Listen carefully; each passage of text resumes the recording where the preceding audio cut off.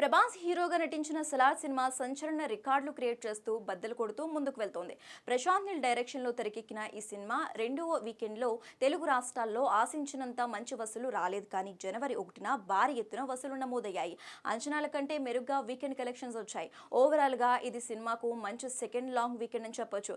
ఈ cinema Telugu version share ప్రపంచవ్యాప్తంగా 200 కోట్లు దాటింది. బాహుబలి 2, RRR తర్వాత ఇది మూడో సినిమాగా నిలిచింది. ఇక సలార్ నైజం మరియు ఓవర్సీస్ లో అనూహ్యంగా అద్భుతంగా వసూలు వస్తున్నాయి.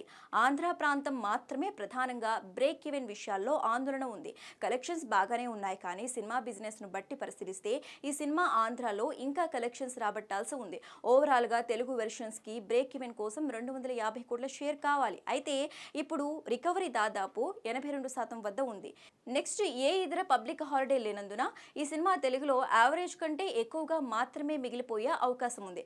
సంక్రాంతికి తక్కువ సినిమాలు వస్తూ ఉండటంతో కొత్త రిలీజ్లలో థియేటర్లు కిక్కిరిసిపోతున్నాయి. అయితే 10వ రోజు సండే, 11వ రోజు న్యూ ఇయర్ సందర్భంగా కలెక్షన్స్ విషయంలో ఇండస్ట్రీ రికార్డులు బద్దలు కొట్టింది సలార్.